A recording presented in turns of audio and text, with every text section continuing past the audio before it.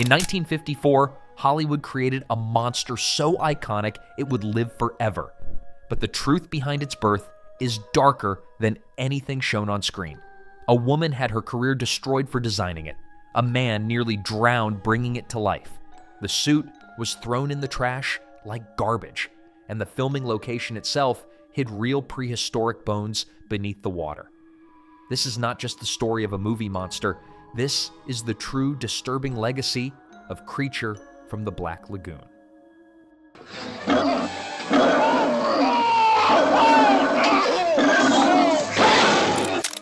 Fact number 1.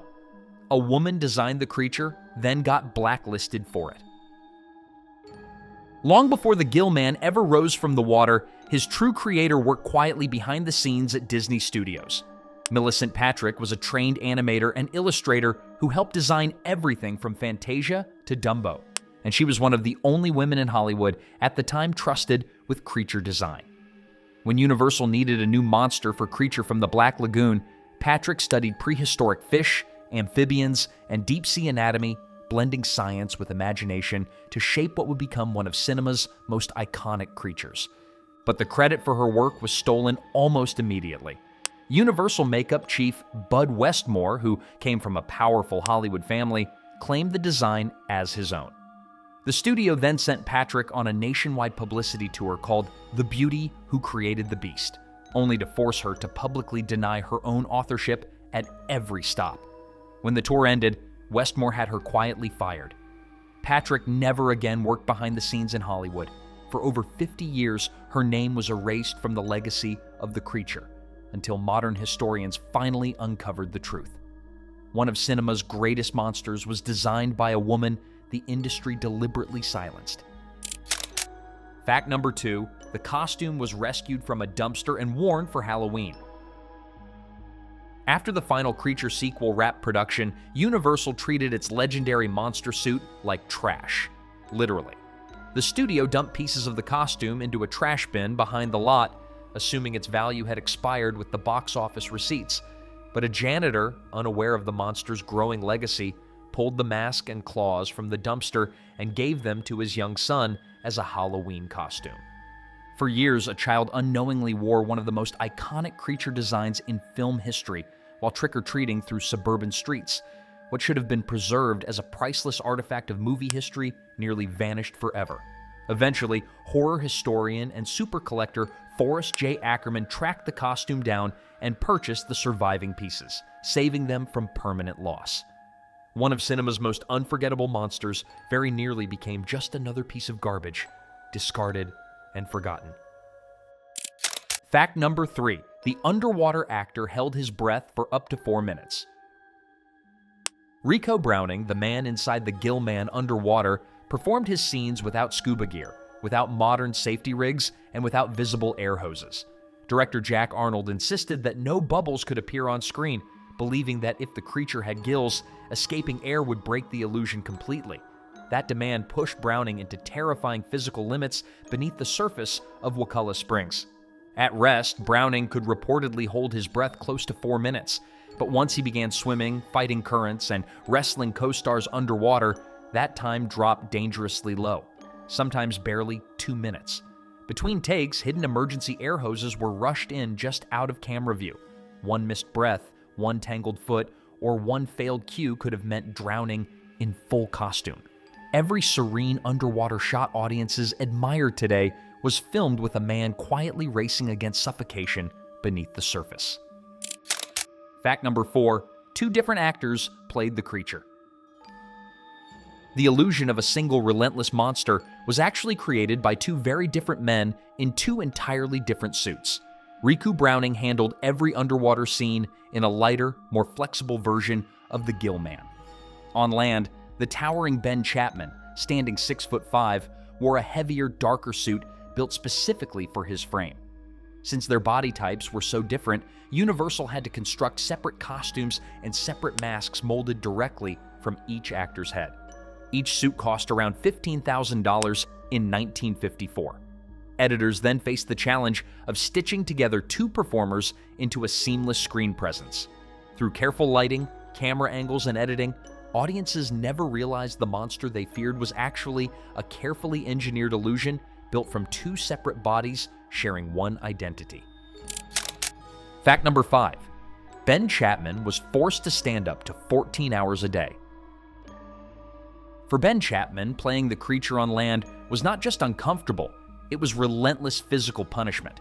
The rigid construction of the Gillman suit made sitting completely impossible. Once he was sealed inside each morning, Chapman had to remain standing for up to 14 hours at a time. The foam rubber trapped heat with no ventilation, rapidly turning the suit into a furnace under the Florida sun. To avoid collapsing from overheating, Chapman frequently stood submerged in the studio's Black Lagoon while crew members hosed him down between takes.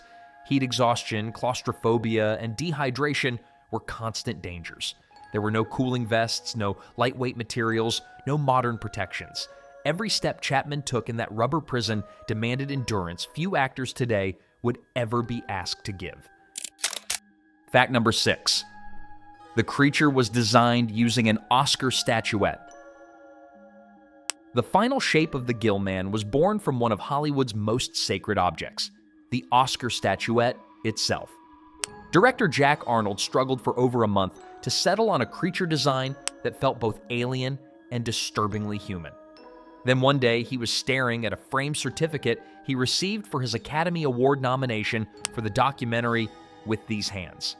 Arnold's eye drifted to the iconic gold figure at the center of it. The broad chest, exaggerated shoulders, and rigid posture struck him as eerily prehistoric. Using the Oscar's basic human proportions, designers began distorting the form, adding fins, claws, scales, and a grotesquely reshaped head with gills. It was a strange irony. Hollywood's highest symbol of artistic achievement became the anatomical blueprint for a radioactive swamp monster. Decades later, the connection came full circle when Guillermo del Toro's The Shape of Water, a romantic reimagining of the creature, won 4 Oscars of its own. A monster shaped by an Oscar would eventually inspire another Oscar-winning masterpiece. Fact number 7. The creature was inspired by medieval sea monsters. Though the film felt rooted in atomic age fears, the creature's DNA actually traces back hundreds of years into European mythology. Universal's designers studied 17th century woodcuts of legendary sea beings known as the sea monk and the sea bishop, grotesque half-human, half-fish creatures supposedly pulled from the depths by medieval sailors. These illustrations, once believed to be real biological discoveries, haunted early natural history texts. The final Gillman's head was directly inspired by the sea monk's distorted face and hooded skull shape, while an early discarded design was based on the sea bishop's humanoid silhouette. By the time the atomic age arrived, these ancient fears resurfaced in a new form, wrapped in rubber and filmed in black and white. The creature wasn't just science fiction, it was a medieval nightmare reborn through Cold War paranoia. Fact number 8. The film started as a dinner party story from 1941. The seed for Creature from the Black Lagoon was planted over a decade before the cameras ever rolled, at a Hollywood dinner party in 1941 during the production of Citizen Kane. Producer William Allen listened as Mexican cinematographer Gabriel Figueroa told stories of Amazon legends describing half-human, half-fish creatures lurking in remote river systems. The tale lingered in Allen's mind long after the table was cleared. 10 years later, Allen finally wrote down his concept under the working title The Sea Monster, shaping the narrative as a twisted version of Beauty and the Beast. Instead of a cursed prince, there would be a prehistoric survivor. Instead of a European castle, a forbidden jungle lagoon. What began as casual dinner conversation during one of the most important films in history slowly transformed into one of Universal's most enduring monsters. Fact number 9. The creature got drunk during filming. Winter underwater filming at Wakula Springs pushed Riku Browning to the edge of physical exhaustion. The water temperature hovered at 71 degrees, already cold for long immersion, but the outside air was even colder at just 49 degrees. After hours of filming, the crew felt sorry for him, and someone offered a shot of brandy to help warm him up. Then someone else offered another, and another. Before long, the man inside the monster suit was visibly intoxicated. Browning later joked that the crew had literally created a drunk creature by accident. What began as kindness nearly turned into catastrophe. An impaired stunt performer submerged in deep water while wearing lead weights. It became a dangerous lesson in how quickly good intentions could spiral into life-threatening conditions on practical effect film sets. Fact number 10, the creature terrified real tourists at Wakula Springs. While filming on location, the production shared Wakula Springs with real tourists who had no idea a monster movie was being shot nearby. One day, during a long underwater take, Riku Browning suddenly had to surface for an urgent bathroom break, still wearing the full Gillman costume. He breached the water right beside an unsuspecting mother and her young daughter relaxing along the shore. Without context, warning, or explanation, a prehistoric humanoid monster silently emerged from the water next to them. They fled instantly in absolute terror, disappearing into the trees. No one even had time to apologize or explain. Somewhere in Florida's history exists a family who truly believes they encountered a living swamp monster, and no one ever corrected the story. Fact number 11, the iconic underwater scene was done by a stunt double. One of the most famous images in all of 1950s science fiction, the beautiful woman drifting underwater while the gill man mirrors her every movement, was not performed by Julie Adams at all. The performer in the white bathing suit was Ginger Stanley Hallowell, a highly trained professional aquatic stunt double. Although Adams received star billing, it was Hallowell who executed the dangerous underwater choreography that became the film's most enduring visual. Hallowell's performance required her to dive nearly 60 feet down into Wakula Springs, where the creature grabs her and pulls her into a submerged cave system. Complicating matters even further, she was a natural blonde while Adams was a brunette, forcing the production to darken her hair to preserve the illusion. Hallowell trained at Weeki Wachee Springs as a professional mermaid performer, and it was her breath control, athleticism, and fearlessness that created one of the most hypnotic and imitated moments in cinema history. Yet for decades, her contribution went almost entirely unrecognized. Fact number 12. Chapman accidentally injured Adams because he couldn't see. Inside the Gillman suit, Ben Chapman was nearly blind. The narrow slits hidden beneath the creature's brow provided only minimal peripheral vision, turning every movement into a guessing game. During one cave-carrying sequence, Chapman accidentally slammed Julie Adams' head against a rock wall while maneuvering through the tight set. The impact caused a real injury that required immediate on-set medical attention. A famous behind-the-scenes photo captures Adams receiving first aid while Chapman, still sealed inside the towering monster suit, stands helplessly nearby. Despite the accident, Adams later spoke with remarkable good humor about the incident, fully aware of how unforgiving practical effects filmmaking was in that era. There were no padded sets, no digital safety nets, and very little margin for error. Every time the creature carried her through the darkness, both actors were risking real bodily harm for the illusion of fantasy. Fact number 13. It appeared on live TV only 9 days after it premiered. Creature from the Black Lagoon premiered on February 12, 1954. Just 9 days later, before most of the country had even seen the film, Ben Chapman appeared in full Gillman costume on NBC's Colgate Comedy Hour during a live Abbott and Costello broadcast. Universal launched its newest monster directly into America's living rooms in real time, without delay, retakes, or safety nets. Live television in the 1950s was unpredictable, chaotic, and filled with technical hazards.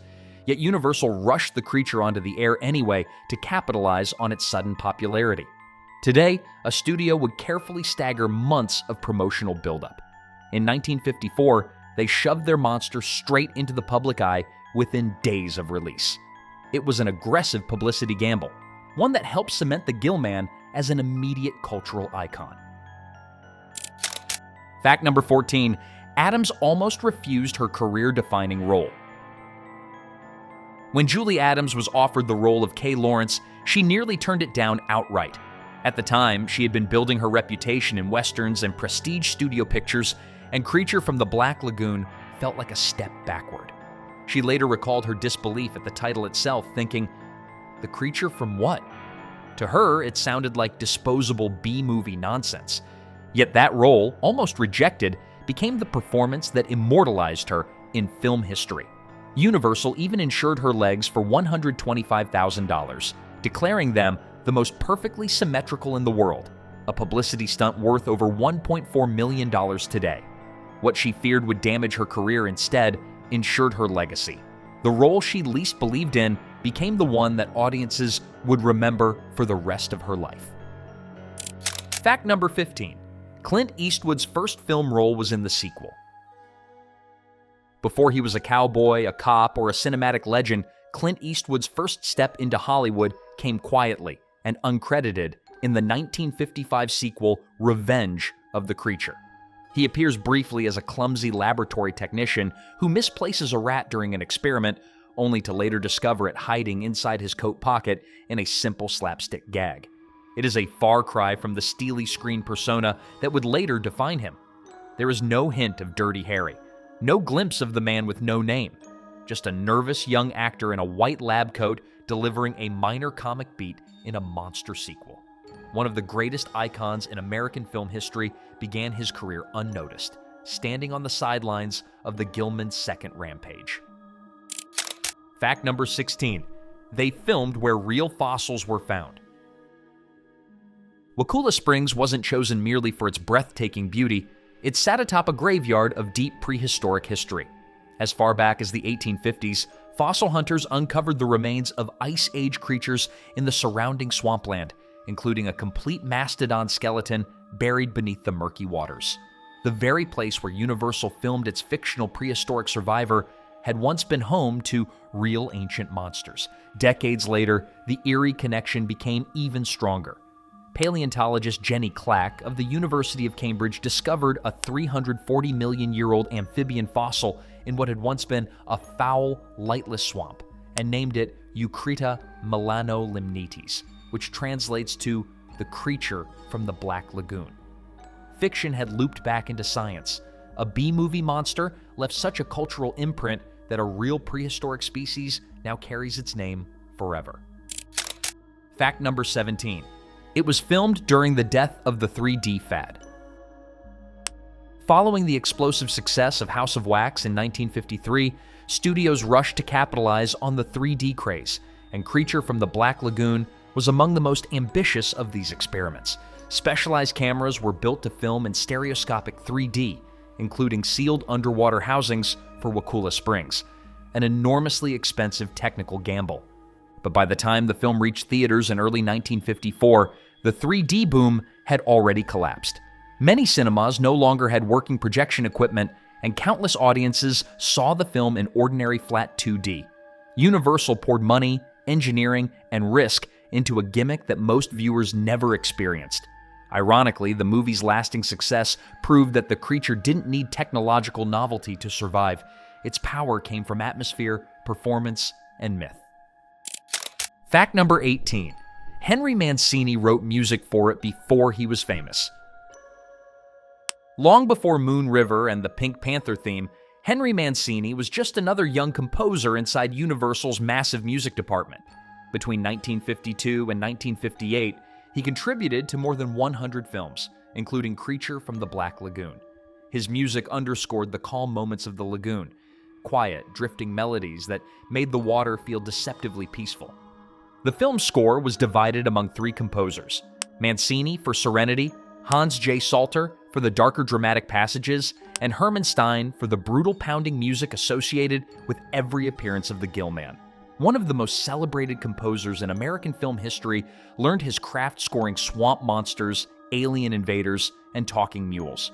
Before the Oscars, before the symphonies, there was the lagoon. Fact number 19. The water was a bone-chilling 71 degrees. Wakulla Springs may look tranquil on screen, but for Rico Browning, it was a daily battle against cold and exhaustion. Filming typically began around 9 in the morning and continued until late afternoon, with Browning repeatedly submerging himself for 7 straight hours a day. The water temperature was locked at 71 degrees, far colder than it appears, while the air temperature hovered near 49. Wearing a heavy rubber suit weighted with lead to keep him submerged, Browning's body temperature steadily dropped with each take. Extended exposure at those temperatures risks hypothermia, muscle failure, and loss of coordination, deadly conditions for a swimmer. Yet day after day, he descended again into the dark water without modern thermal protection, sacrificing his physical health to bring the creature to life. Fact number 20. The creature appeared on the Munsters as Uncle Gilbert. By the 1960s, horror had shifted from fear to family-friendly satire, and the Gill Man made the transition with surprising ease. The creature appeared on the Munsters in the episode Love Comes to Mockingbird Heights. It was introduced not as a nightmare from the deep, but as a quirky relative named Uncle Gilbert. What had once terrified moviegoers now delivered punchlines in a suburban sitcom. Universal had successfully transformed its darkest creations into pop culture mascots, ensuring they remained visible to a new generation. The creature's journey, from lethal swamp predator to comedic TV uncle, reflected the larger evolution of horror itself, proving that even monsters can grow old and oddly lovable.